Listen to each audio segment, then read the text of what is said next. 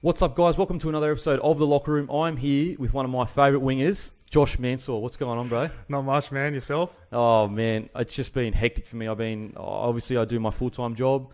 I'm doing this. This has really taken off, as I was saying earlier. It's of course, yeah. the amount of momentum and just people enjoying it is just, it's kind of overwhelming, bro. Like, the amount of work that you've got to put in, and then it kind of, it snowballs into more work because you keep trying to please the fans and all that kind of stuff. But yeah, I mean, this is not about me, bro. This is about you. Let's do it, man. This is what the people want to see. How are you feeling? Such a big year for Panthers last year, as in there was a lot of injuries, there was a lot of hype, and a pretty dramatic year. How are you feeling mentally at this point in time going into a new preseason? Well, on a personal note, I feel like I'm going on a fresh start. Yep. You know, I didn't really get a preseason last season, and it was kind of difficult to get into the season. So I'm pretty confident. You know, it's good to get a fresh start strong. Yep. Got rid of all the nigglies during the season. And yeah, just want to have a big year next year with the boys, and because there's a lot of expectation around our team, and because your team is, like, on paper, your team is one of the best in the comp talent wise. Like, you got Idris, yourself, Soward, Wallace, Moylan.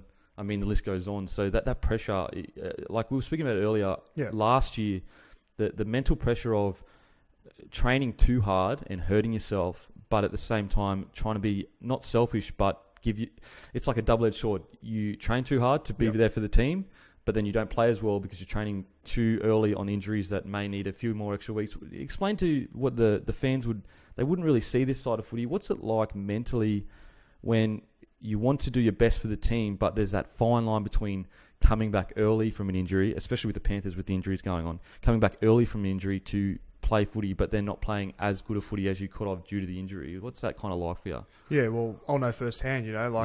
Last season, I did an MCL tear, grade 3, and we tried getting me back in 4 weeks. That's minimum 6 weeks, eh? Minimum 6 to 8. Yeah, we're looking at 6 to 8. Yeah. Saying that you do all the right rehabilitation and stuff like that. That's minimum. So to be clear for people, that's minimum 6 to 8. Usually when you do everything right on a grade 3. Yeah. So there was a big game coming up. Parramatta. It's always a local derby, it's a big expectation. Yeah. We're playing them at home, and to be honest, I was feeling pretty confident. I got through all the tests pretty well. Day before the game, I was just doing normal warm-up drills. I started doing my laterals, and I felt a bit of like a electric shock go through my knee. Oh, really? Okay. And I'm like, oh no, here we go again. And that kind of put me on the sidelines for another four weeks. So it turned from 4 weeks into 8 weeks. 8 weeks, yeah. It could have been 6 weeks instead. And that's a fine line, eh? That 2 weeks. Yeah, it would have been massive. Yep. But saying that, it wasn't meant to be. And then I got even more unlucky. We're playing the West Tigers. We ended up getting the win that day, but the last minute of the game, and like a meaningless hit up, I ended up taking. Oh my god! Boom! Did it again, man. Lightning struck me 3 times. So, it was pretty frustrating mentally. Yeah. But you know what? Like, you just can't drop your head. You just got to stay as positive as you can possibly be, and it's not the end of the world. And mentally, what was it like last year? It's feel like from the outside looking in, it felt like you would splutter and have like a game, and you'd be like, "That's the Penny Panthers." Yeah. There it is, on paper, on the field. They've put it together, and then you would splutter, and there'd be an injury, and someone would come back early, and then someone would. What was it like? What was the team environment like last year? Having so much hope, or I guess, expectations of yourselves, but just constantly struggling due to injury and all that. What was that like as in the team environment, each training each week and stuff like that? Well, obviously, we got hit pretty hard with injuries, like you said. Whenever you saw someone coming back in, our hopes would get pretty high. Yeah. And then if we didn't end up getting the result, our confidence would plummet. Yeah. Absolutely plummet. Yeah. And we're in a bit of a run, and it was kind of heartbreaking because we didn't think it was going to hit us like this injury toll again 2 years in a row. Yeah. So like it's so dramatic, the injury toll. Like it was something like 15 first graders with all at the same time had an injury or something crazy number. And it's not in our culture to like our identity. Sorry, to like give excuses. Yeah. So But reality, like those injuries, Yep. like coming to especially those like players like we got Idris, Matty Moylan, Peter Wallace at back end. Sowie was playing injured all year. Myself, so like it goes on, the list goes on, and it hurts like the team like as a whole. Yep. And if you're getting new guys coming in, like they're there to do a job, but I think like just the chemistry's not there. Oh, like, 100%. You've got Sowie, Walt, and Moylan. Yep. And they play unbelievable together. You know, Oh, they they just know what complement each they other. know Yep. what. They complement each other, and you know, I guess it just it wasn't our year. What can I say? How often did Ivan kind of pull you all together and go, boys, you know, we're up against... Because I know when I played footy, when times got tough, there would usually be crisis meetings. We wouldn't call them that. But, you know what I mean? You know those meetings where everyone gets together and it's like, boys, we're back against the wall. What are we've got? This is what we're going to do to get out of it. Was there any of that last year? A few of those or two of those? Or No, of course. Yeah. Of course. You know, we had to have a few of those, to be honest. You know, like I said, it was mentally tough with all those injuries just happening, and you know, like you think sometimes like, oh, am I next? You know, and we did have a few of those meetings, and but at the end of them, it always came out positive. Yeah. But then, So he would motivate you, he'd get you all going again, and then something would happen, and it was just. You know, it was just up and down. It was a roller coaster season. Like and footy's a roller coaster as it is. But people don't realise footy is a Yeah. massive roller coaster. So can you imagine with all those injuries? not only physically demanding, but mentally. Yep. You know, like I learned a lot this year. You know, like with injuries and like you said before, being selfish on my part. Yep. Just knowing like when you're right, just to. It's like weird. It's like it's being selfish to be unselfish. Is in you've got to you've got to put yourself first. It's hard to explain. By putting yourself first, you're actually putting the team first because you're actually playing the best footy you can play. For example, we look at a guy like Sowie. He played the whole year injured, and he spluttered with his form. He'd be good. He'd struggle. He'd be good, and you know maybe he was playing injured, and that didn't help him. You know what I mean? Instead of saying, okay, wait a sec, let's just take a step back here. I'm going to miss this many games, but when I do play, I'm going to... Because a lot of the coaches that I played under, when you crossed the white line to go on the field, it didn't matter whether you're injured or not, you had to perform. And that's what a lot of people don't understand. Is like, it's not like you come off the field and you go, oh, boys, we're injured, so it's all right. It's not like that at all. It's like if you're going to get on the field, you're playing at 100%. That's true. 100%. The whole time. And you said you yourself grew a lot, grew a lot. What do you reckon was the main aspect of that you did grow in? Obviously, physically, you're getting older. You're 25, turning 26? 25, 26. So you're getting into that kind of man strength now. You're getting into that, like mentally, a lot older too. What do you reckon was the biggest growing point for you this year? I've got to say, you can't let opportunities pass, like especially in the games. So every opportunity counts. You know, I've learnt that actually from the Kangaroos squad. Cooper Cronk and Cameron Smith, they kind of took me on board, and I really learned a lot from those kind of guys. And like in big games especially, you know, once you replay it and like, oh, you know, like I was second, this hit up, or I could have done that. You know, and it's just a game of inches. You know, so you got to be there no matter what, and like it's just demanding physical demanding game. So you got to be up for everything. So. And that experience with guys like Cooper Cronk and Cameron Smith, what was that like for you? Was there any kind of advice they gave you that really did stick with you, or did you have any chats with them? Did they, you know what I mean? Was there anything that specifically stuck out with you when you did go into camp, working under such greats of the game, probably future immortal Cameron Smith, even Cronk as well, maybe? What was that like for you? When I first got into camp, I was a bit starstruck, to be honest. I didn't know how to communicate well with them. Weird, and like they're just normal guys, you know. Like end of the day, they're my teammates, and they came across like great blokes. And like I said before, like every opportunity counts, you know. If they were to put in a grubber, they expect me to be there to finish a try, or if they put a kick across and me as a winger, I've got to contest that kick no matter what. So like it's just it's also like it's just the big games where it counts the most, but. You just got to always be prepared mentally and physically for each game, because you never know what happens on that footy field. You just got to be ready for it. And who was going into that camp, because it's a pretty rapid rise for you. You came in 2012. And then 2 years later, Australian squad, wasn't it? Yeah. That's cool. That's a rapid rise, and also it's not like you didn't come in at 17, 18 years old as like this next big thing. You came in and just hit the scene at like 23, 22. Debut 21. 21. 21. So you know what I mean. So pretty rapid, and then debut 21, and then 23 Australian squad. So who was the when you did go into the squad? Who was the main person that kind of starstruck? Were you like, man, I used to watch this guy on TV, and now. If I want to be 100% honest, when I was doing my time at South, we signed Greg Inglis. Oh, okay. And as a 20s boy coming up, I was doing my first preseason with the first grade boys. When I first laid eyes on him, I was pretty rattled, you know. I couldn't speak to him at all. It was weird. I was just it was starstruck. Yeah. And like, mate, he's a humble bloke. I'm pretty good mate to him today. You know what's weird? If someone's going to be starstruck about you in 5-6 years time when you're playing Australia, there's going to be some little dude that comes in that's going to be starstruck about you. That's weird. Oh, mate, that is pretty weird. And funny, I ended up playing with him again in the Aussie squad, and yep.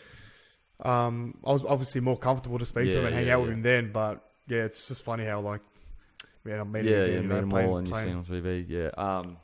And the call up for Australia, was it expected or was it shock call up? Or I mean, a lot of the boys that I speak to, some of them say, "Oh, I got a bit of tip ups." Other guys are like, "Man, like it just kind of happened." What for you? Was it like someone came to you and said, "Keep playing well, and there may be a chance here," or was it just like out of the blue, get selected?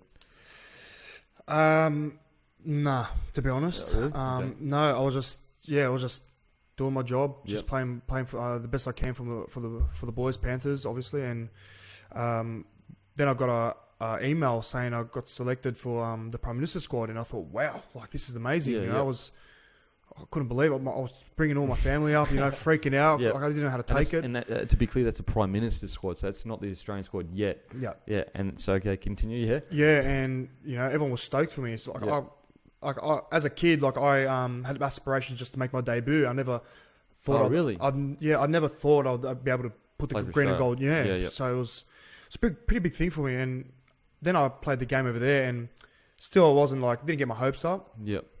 Come back here in Australia, and boom, I ended up getting another email saying I got picked for the Four Nations squad. Really? So you didn't expect it at all? Nah, I was just, mate, the feeling that I got from it, I just froze. I remember the day. So we're sitting here, and you're at your computer or on your phone.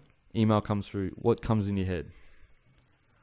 I didn't know. I didn't, like at the start, it was just, it named all the squad. Yep. So I'm going name by name, and then when I saw my name, I just stopped. Were you like, is this real? I couldn't, it was like a dream come true, It's, I just froze. I was just, there's no other word to explain it. Yeah. My fiance was with me at the time, and she was freaking out. I was just petrified. I was like, I didn't know how to take it at the time, but it was just you're freaking out. She's freaking out. You're like, what's going on? Yeah, and didn't make got on my phone straight away. Started calling the whole family up, and what was the conversation like with your family? I mean, what was that conversation? Was it like I made it, or were they like, were they screaming, yelling? What was it like? With my dad, it was a bit more emotional. Yep. Him especially, always used to train me hard as a kid. Always used to take me to the park, just me and him one-on-one, and just help me in developing, playing rugby league. And I think he knew most how much I worked for it. I didn't I wasn't born with talent. I had to work really hard to get where I am today. Yep. And my mum, on the other hand, she was just she was more excited and happy, jumping around and showing off to her friends. So it's bloody embarrassing. But it was just a bit of different kind of emotions. Yeah, and you said your father, trained you and stuff. So did he play league growing up or anything like that? Was he really into it, or just into sport in general, and he just wanted to spend time with you? My dad was he was pretty athletic growing up, but he didn't really have much in professional sport. He had a pretty tough upbringing. Okay. Yeah. But saying that he was athletic as a kid, and he wanted me just to be athletic, I guess, and I guess I was born with his talent. So I'm pretty lucky to be here. And your father, he's you said you're half Cuban and half Lebanese. Yeah, that's him. That's my dad. And you said that he had a tough upbringing. Can we go further into what are we talking here? Because you gave me a hint of a little story before when we were talking. And it sounded like a pearler. Yeah. Tough upbringing. What are we talking here? Well, my grandfather's Cuban. Yeah. He don't quote me, but obviously there was a tough time going for Cuba at that time. And just explain to the people that are listening. Cuba used to have sanctions on them from the USA. Yep. But due to it, they had a dictator called Fidel Castro. Yeah, Castro, which is funny that my dad's named Fidel, but anyway. Really? Was he him? Is that him? And so they had sanctions put on them, which made it essentially a third world country. Yep. And it was dictatorship. Like when we're talking tough upbringing, we're talking war zone, civil unrest, all that kind of stuff. Yep. Anyway, I'll let you. Yeah, it was obviously it was tough for my grandfather, so he fled the country to Lebanon. Yeah. Why? Don't know. So how did he flee? Like via boat? Did he just like how did he get out of there? I'm assuming plane. Yeah. I hope he did take a boat because I'm assuming it would have been a long ride. Yeah. Far out. I don't want to imagine that. He just swam over. No, I don't think he could have swam because I'm a terrible swimmer. But so yeah, he was living in Lebanon and he met my grandmother, I guess, and had a family of 8. So. Yep. You know, and does he ever do you ever speak to him about stories of him growing up and the things he kind of went through, and does it kind of put things in perspective for you as how lucky we are in this country and how beautiful it is and the freedoms that we have? Has he ever sat you down and talked to you about the stuff that he kind of went through, or more your dad? More my dad. My dad doesn't really like to get into it much because it's a bit of a touchy subject. Yeah. I try to get out of him, but I don't get much, you know. So I just keep getting is just you should be grateful for what you got. Yep. And, when did he come to Australia? My dad, he came when he was 17. Oh, okay. And was that by himself? Just a better life, or he was with my uncle. My oldest. He was the oldest brother. So yeah. Oh, okay. And was it just because Australia's a good country, and because there was a bit of unrest in Lebanon as well, wasn't there? Yeah. In the 70s, was it the 70s? I think there was another civil war that was happening there, and that's the main reason they fled. Okay, so your grandfather fled the civil unrest in Cuba. Yeah. Went to Lebanon. Yep. More civil unrest. Yep. And there's a civil war going on there, and then your father has to flee there as well. Did your grandfather eventually come here? No, my grandfather passed away pretty young. Oh, okay. Well, not like it fairly. Was fairly young. Yeah. And my father and his siblings and my grandmother, they fled here. Okay. Until the heat cooled down a bit, and most of them live here today. And I think I got an auntie and an uncle that just live over in Lebanon now, and that's it. Oh, okay. Yeah. But it's a lot better now, Lebanon, isn't it? Oh, yeah. Much better. Way better. I went there in 2009, and it's a beautiful country. I mean, think about that as a father. So he flees the civil war, comes to Australia, lives a life, and then his son is playing for the country of this. That's crazy, bro. Like the amount of work he would have had to do to give you the opportunities to make what you've done and train you, that's crazy. Yeah, so I could understand how it really meant a lot to him, especially. So I mean, that's an achievement, bro. That's an achievement. I mean, I struggle getting up at 5:30 for work, and he's fleeing countries, and I'm talking about getting up for work. Oh man. Okay. We actually had this one guy at work. His name, I won't say his name, but he came here illegally from. Wasn't Lebanon? It was, where was it? I keep saying Afghanistan to him to pay me out, but it was from a European country, like similar to Lebanon. Anyway, he came from there, and he tells us stories of how he fled immigration agents in Australia. Oh, wow. He was working illegally over here, and immigration had found out that he was working illegally. A whole group of them. He ran to the toilet and jumped out the window and fled immigration, and now he's a citizen of Australia. No way. Yeah, swear to God, bro. He managed that, bro. He barely hit the lottery. He barely can talk English though. It's pretty funny. Okay, so with your debut, what was that like for you? 21 years old, you'd come from South to Penrith. Yep. Was that expected? I mean, did you get opportunities at South, or was it kind of you're behind Merritt and some pretty good wingers at the time? Hey, they had, and it wasn't Lottie. It was, who was our other winger? Talanoa. Oh, yep. He was a gun. He went to Union, didn't he? I think he had a stint at Uni, and now he's playing in the Super League in the UK. He's a good player, man. I don't know why he left, but yeah. So you came to Penrith. What was that like for you, David? Well, at the end of the season, I kind of was South season. I was kind of like left with nothing, and I was lucky enough to get an offer from Penrith, and I obviously wanted to stay at South. Been at South Junior. Yeah. But no, they really didn't. It was kind of a bit of a slap in the face. I really didn't get much off him. Oh, okay. And were you playing good footy or?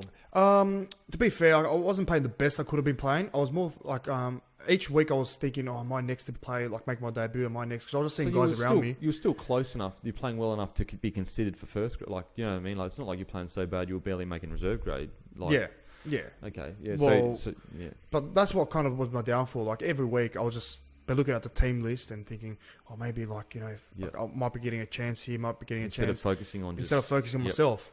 So that was the biggest lesson I learned off that particular season. Yep.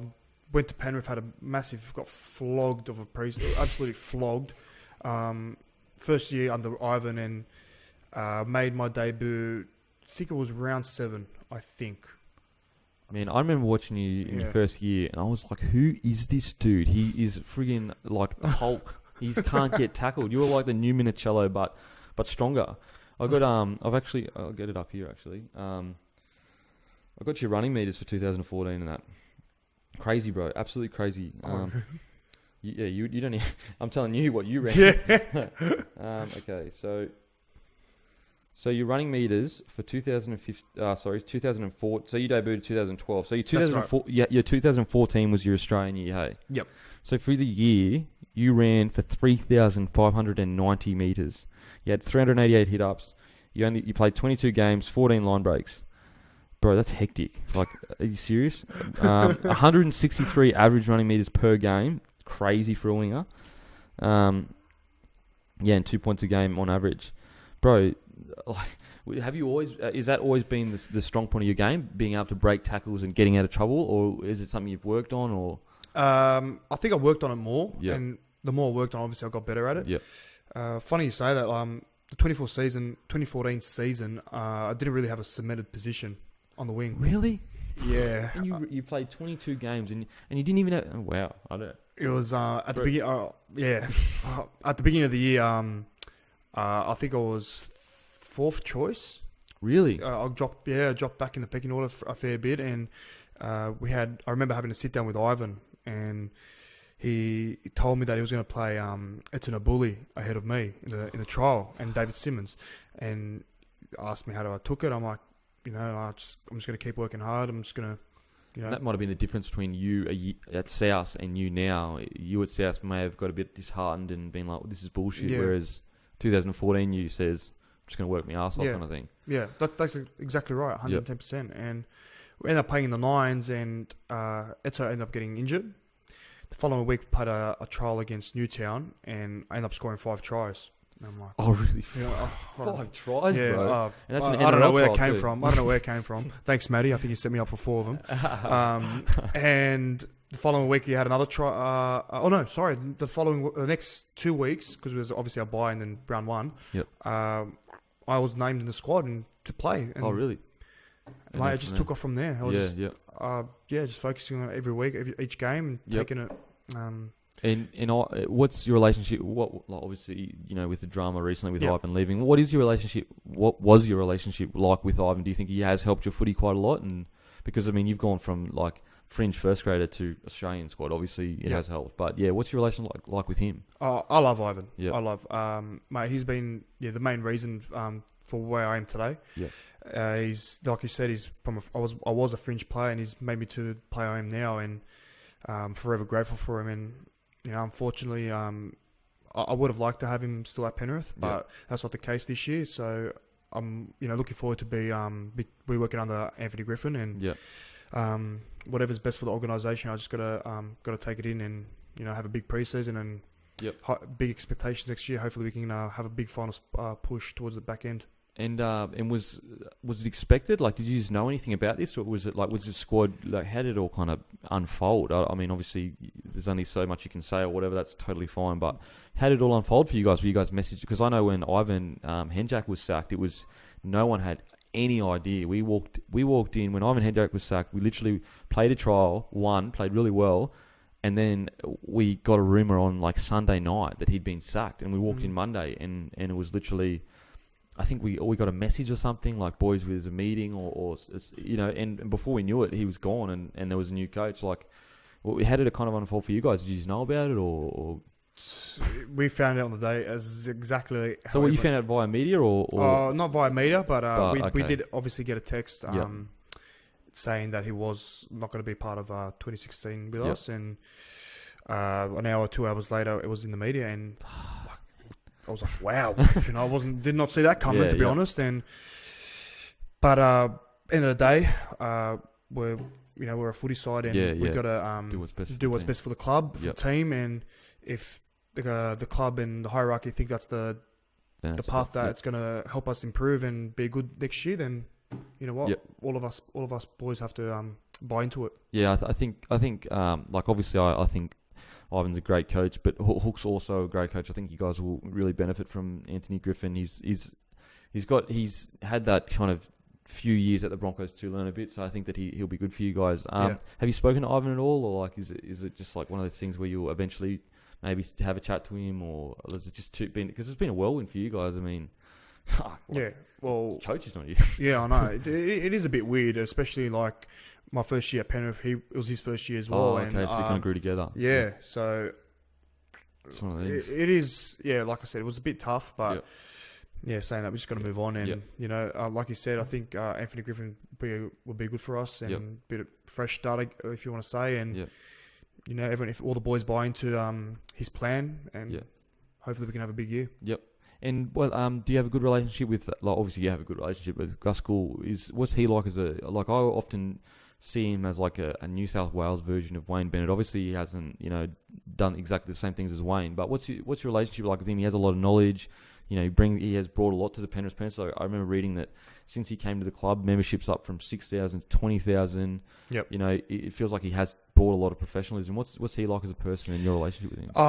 Gus is a legend. He knows the game inside out. He's done so much work for Penrith and like for the team especially. Yep. He's done so much things behind the scenes and that doesn't get credited for. Yep. And like all the boys, especially the Penrith club, are really like. Really, really grateful. Obviously, like we were in a pretty tough position. Really tough before he came, and the work he's done behind the scenes, like it's just unbelievable. The thing is also like I don't think he's got any free time on his hands, to be honest. Oh, I actually emailed him asking him if he wanted to come on the show. How'd you go? He didn't respond. I messaged because this was the day before he announced the thing with thing going on, and I didn't know that, and so I Bad timing. I messaged him on Twitter, like I tweeted him, said, "Oh, hey Gus, just trying to get a hold of you. What's the best email to contact you on or whatever." And I think I don't know what he was thinking, but I think he might have thought that I might have been asking to come back and play. Like, I'm only 28. Like, I'm still young. But yeah, I emailed. He tweeted me back the email, and I emailed him. Obviously, he's trying to take my spot, Kempy. Yeah, it's all part of the plan, bro. It's all part of the plan. So I emailed him, but he didn't respond. So I got brushed by Gould. It's official. Phil Gould brushed me, but whatever. I've been brushed by heaps of guys asking him to come on. Okay, so one of your tries, it was in 2014. I think you remember what I'm talking about. You were maybe, I think you were heading out and you reached around the goalpost and put a try. Was that 2014? It was one of your more memorable tries. It was on the highlight reel like a few years ago. I think. Wait a minute. I'll get it. Oh, wait a minute. I think it was Newcastle, maybe. No, I'll get it up. Sorry, man. No, that's all right. So I should know this. I should know. You obviously score so many tries, bro. Like far out. Don't remember your tries, eh? Okay. I'm more worried about preseason. So I don't think I'll be thinking about. Okay.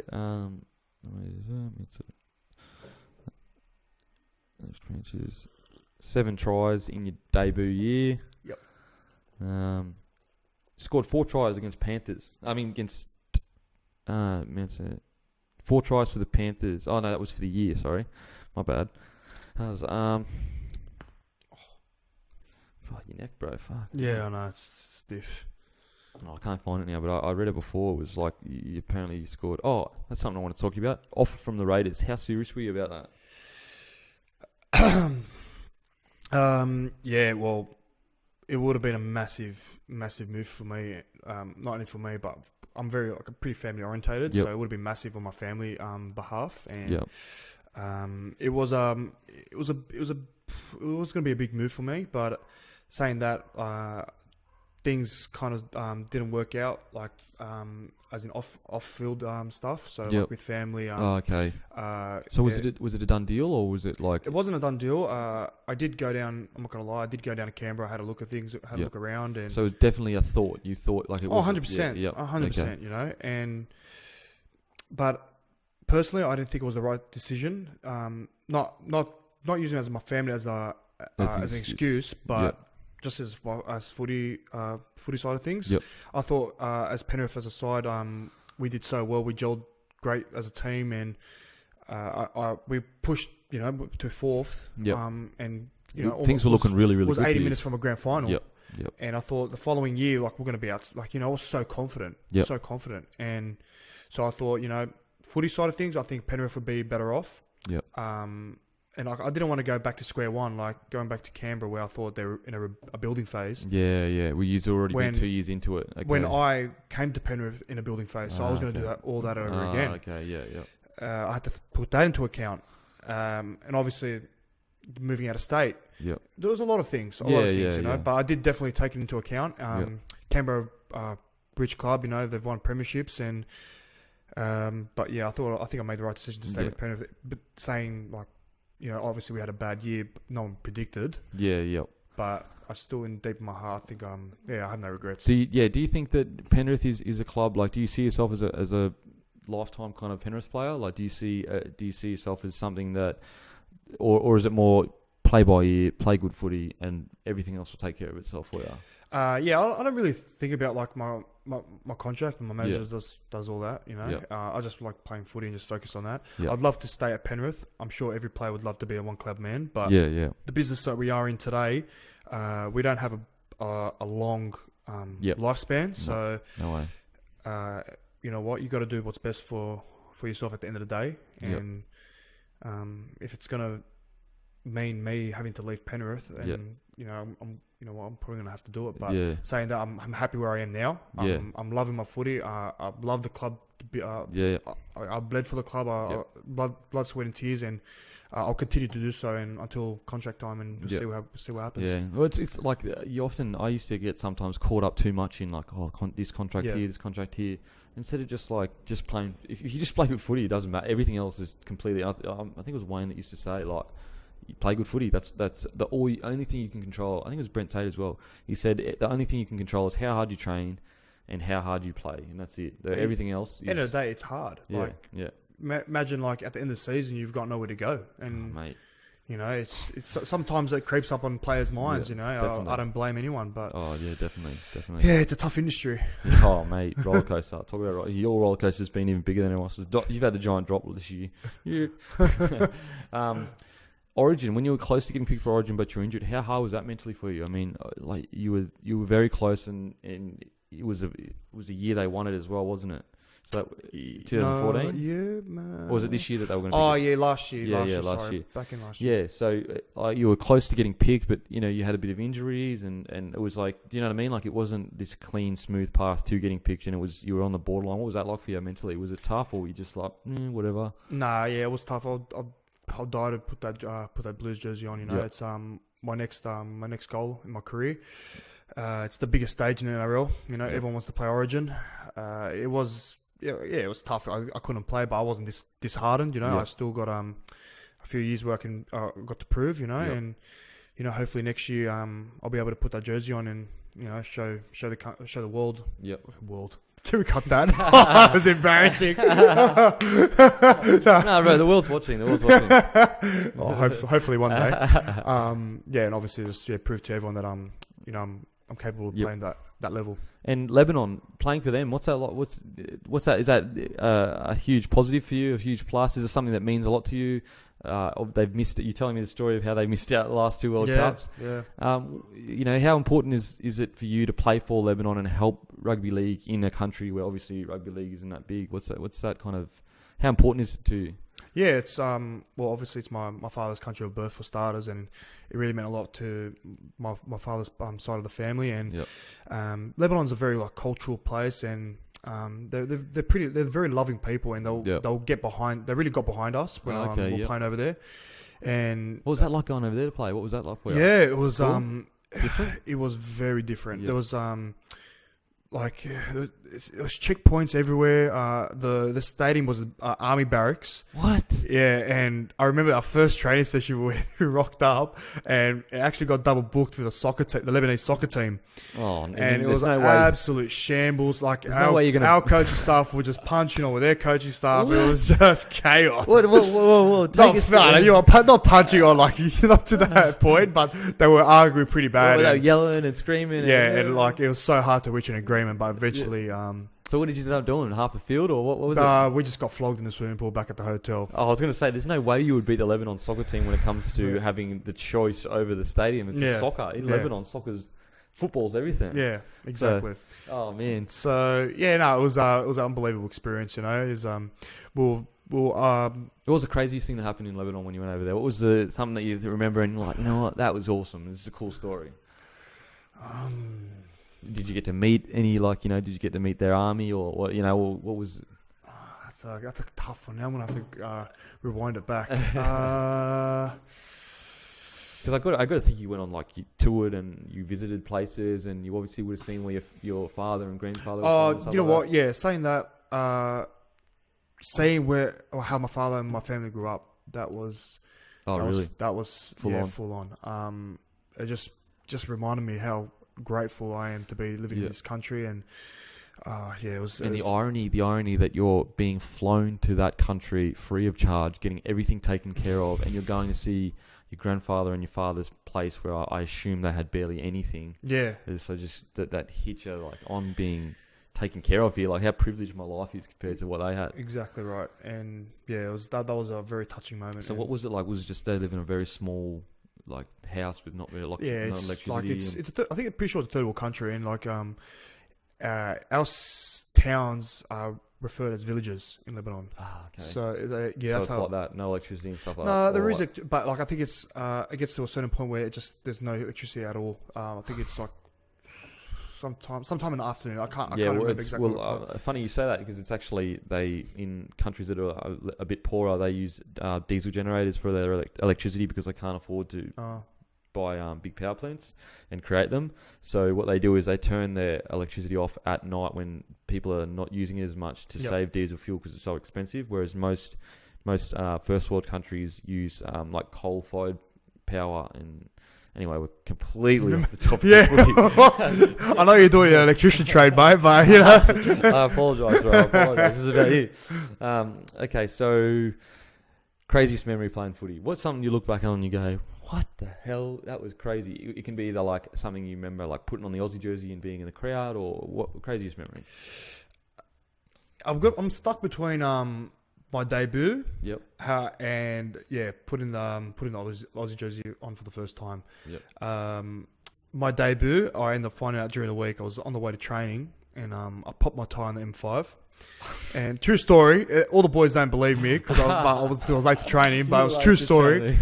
Ended up changing my tie, and Ivan's called me. He's like, "Oh mate, what's going on? Where are you?" I'm like. And Ivan's pretty anal about being late. And, which coach isn't? Yeah, and that's true. I told him, mate, look, my car's busted tyre. I'll get in there as fast as I can. He's like, how long? And I'm like, 20 minutes maybe. He's like, all right, hurry up, get here. Yeah. 2 minutes later, I get another call back from him. I'm like, oh, okay. I answer the phone. I'm like, yeah, hey, mate. Because you're nervous. I'm crapping myself, You're not even a first grader yet. Yeah, I'm not even, I was, mate. Barely in the first grade school. Oh, I was rattled, proper rattled. And... he's like, mate, I'm just going to tell you now over the phone. I was going to do it here, but you're making your debut this week. And I was like, can you cheer me up? Did you say that? You cheer me up? Yeah, mate. I didn't know. I couldn't believe it. I'm like, really? I'm like, thanks, Ivan. I'm like, thanks for this opportunity. All this crap. And it was just... all the boys give it to you when you got to training? All the boys are high-fiving me. Man. It was really good. It was a really good experience, and putting on the Aussie jersey the first time was in PNG. Yep. The reception crazy over there. Crazy fanatics. Yep. I felt like I was part of. I thought I was Justin Bieber. It was crazy. It was unbelievable. Yep. They knew my nickname. Really? Yeah, it was unbelievable. Oh, really? And that was just jam packed. And you were on the field singing the anthem. Did you take a double take? Where you look around? You're like, what? Yeah. Full of emotion, man. Yep. It was just goosebumps. like Yep. just singing it like so proud, Yep. just to be being able to be given an opportunity to put on like to represent your country, Yep. most especially, and Yep. to be like running on the field like with the blokes next year is like just like a band of brothers, Yep. if you, like best way to put it. So Oh man, that's a pretty funny story. Proper attire. I asked some. I always forget each episode. But I asked favorite rapper, favorite movie of all time. favorite rapper, hands down, Tupac Shakur. Oh, that's been everyone's answer, bro. Everyone's sure, answer. come on, can't, bro. hands Eminem, down. Eminem towels him up every day. Eminem, please. Bro, are you telling me? Eminem's his apprentice. That's bro. Eminem is the master. He is the best. He's like. He's a lyrics, racist bro. thing. You say me or white? no, just Yeah, it's on racist. You got me. Yeah. no. What was the other one? Favorite movie of all time. Favorite movie. And it's probably going to be The Notebook. I can kind of. Oh, yeah, please. No, Magic Mike. No, I'm just kidding. I bet you it is Magic Mike. no chance. My missus made me watch that thing. That's true. My missus made me watch that. Come on, bro. It's the oldest trick I in the did book. copy a bit of a couple of dance moves from there. But, no. But, yeah, probably Blood In, Blood Out. Really? Yeah. Alright, you gangster or something? Yeah, I know. I don't know. Tupac, Blood Out? I don't know. Jesus. Yeah. It must be that lemon on blood in you, bro. Yeah, Crazy. Cuban as well. I don't know. Maybe that's crazy. why. You got Civil War blood in you. All right, bro. I got some fan questions for you. Talk to me. I haven't read these yet, so great. They could be anything, bro. These From- guys can be pretty funny. Can you confirm rumours that Penrith's strength and conditioning coach is currently off on workers' compensation? I don't even know what that means. I think it's because he had so many injuries, like he doesn't have his job anymore. I can 110% say that was not even a rumour to begin with, and that he will be with us. Do you ever use the pickup line, "You make my man sore"? You make my man sore. I don't even know what that means. I don't even know what that means, bro. Oh wow. I'll Obviously never ever use it, and that is terrible. So no. Can you please grow sick Wolverine sideburns for superhero round? Bro, you should 100% do that. I should what, sorry? Grow Wolverine sideburns for superhero round, and then go play for Para. Just for one game. Listen, I thought growing the beard was like that was heaps. Sideburns, Bro, you know how funny that'd be if you had sideburns, just like, and then just chopped them off there. that'd be so disgusting. Man. Yeah, I'm pretty vain, so that's not gonna happen. No. What's your preferred nickname? Sauce, Manthor, or Manosaurus? Manosaurus is my personal favourite. Can you please share the load on running the ball back? Sick of you getting injured because of how hard you play. Who's the most exciting youngster playing through? And are you looking forward to working with a new coach? And do you have yourself in your fantasy football team? Was this 10 questions in one? Right, I'm just trying to. It's from Dookies. We'll start from. Can you please stop right now? Favorite nickname? Favorite nickname? Sauce. Sauce. Yeah, Sauce. Yep. It started back at South, and I've had it ever since. Manosaurus. Sorcerer. Sorcerer. I've got that many, mate. It's saucepan. Oh, I don't know. Are you looking forward to working with a new coach? Obviously. Yeah, of course. Yeah, it's going to be a fresh start for us, and it'll be different. But I'm sure everyone is going to buy into his plan, and it's going to be a big year. And obviously, there's a lot of expectation, like I said before, and yeah, most definitely. And here's another nickname: Mansourius B.I.G. Mansourius B.I.G. Mansourius B.I.G. Oh, okay. Are you and Dan Brazilian twins? He said, well, yeah, he got the beat from me. I'll just like to put that out there. How do you feel about Gavin Badger and Tedesco stealing your look? Yeah, I don't know. Yeah, you reckon? I reckon they've stolen it, bro. You started the beard and the, you know. Yeah, well, you know what? they can't. You know what? Yeah, they look good. I have to say they look good. So, how do you keep your beard so glorious and manly? Well, maybe because I'm ethnic. It probably is. That probably helps. It's a Lebanese blood, bro. Yeah, I hardly groom it, to be honest. So it just grows like that. So, pretty lucky. Will you hopefully be playing for Lebanon in 2017? That's obviously if you are playing for Australia. I'm not gonna lie. I'd like my first preference will obviously be to play for Australia. Yeah. To put it out there, and I would love to play for Lebanon. If I don't get picked for Australia, but just Injuries and all that kind of stuff. Yeah, just stuff like that. But most importantly, I just don't know about the rules on eligibility and stuff like that properly, because obviously I want to play for Origin as well. So it's a bit of a bit of a mix up. But yeah, I'll definitely love to play for him. But just if things go right. Which would you rather went grey first, your hair or your beard? What? Which would you rather go grey first, your hair or your beard? So if you had to choose, grey hair or grey beard, which one? That's his question. That's a tough one. Your beard? Your hair? Nah, my beard. Yeah, my beard. You can shave your beard. My beard. You can't shave your head. Thanks for that. 100% my beard. 100%.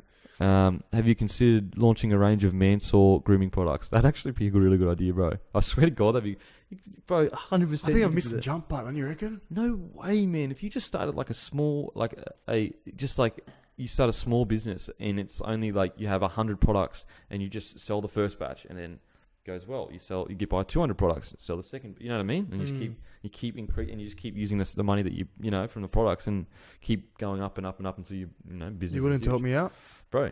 The Locker Room will sponsor you. Yeah. This is brought to you by Mansour Grooming Products. Josh is such a nice fella. He came off injured against the Broncos in Monday Night Football in 2014, but was still concerned about the well-being of uncoordinated fan who broke his ankle chasing a ball at halftime. My family appreciated that. They think he's great. Do you remember that? There was a guy that broke his ankle. I do. That was it was pretty bad. Oh, really? That was really bad. But hopefully he's feeling better now. Yeah, well, he says thank you. No, thank you. All the best. Do any of your teammates get jealous of your incredible beard? Yeah, definitely Latsy, because he can't grow one. That's Jeremy Lattimore, if anyone's asking. And I think Jamie Soward's starting to grow one now as well. I've seen that. Yeah. I don't know. He's tossed that up. He's got a bit of stubble, and I think it suits him, but I don't know if full grown. It's in the bit where you don't know, if you know what I mean. Like, it's in the in-between phase. Like, it could be great. It could be something brilliant, or it could be something... I don't know yet. I love Sao, but I don't know yet. I reckon it'll work. I'm backing him. Okay, which winger do you find the hardest to defend against? That's a tough one. I've got to say Nightingale. He's so good, eh? So elusive and strong and just... Yeah, I've got to say definitely Nightingale. He's strong, skillful, acrobatic. He's got everything. Yeah, he's obviously a test player, and we had a bit of a matchup. Oh, really? Yeah, those couple of games, and he's a legend, bro. He's one of the nicest blokes you've ever met in your life. Yeah, I've met him a few times. Oh, really? He's always come across as a champion. So yeah, I'll put Nightingale. Yep. And who's your favourite player growing up? Favourite player growing up? That's a tough one. Yeah, I think Lockyer. Bro. Yeah, hands down Lockyer. I told the story on the last podcast, but I'll tell you it because you probably didn't see it. But in his 17th preseason, this is what exemplifies what Lockyer is. In his 17th preseason, think about that, 17 preseasons, that's a bro. long time. Okay, so we'd all been training for 2 months already. And you know how, like, in that first 2 months, you get really fit and you're essentially peaking. Yes. So everyone is peaking in that 2 months. You got that foundation. He hasn't been at training at all because he's obviously made Australia, so he has some time off. He comes back 2 months into the preseason and runs the fastest fitness time out of the whole squad and has the lowest body fat in his 17th preseason. I think that is insane, bro, and that's Darren Lockyer. That's professionalism, bro. That is level. Darren. That's why he should be an immortal, and that's why he's the greatest. I think he's the greatest to ever play the game. I agree.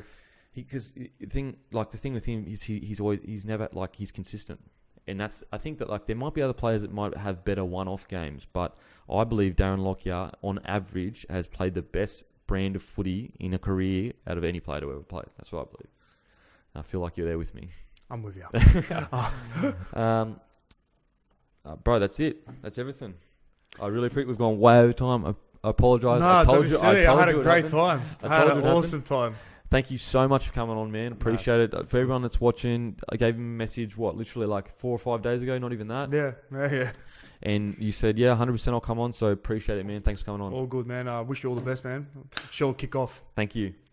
That's it, bro.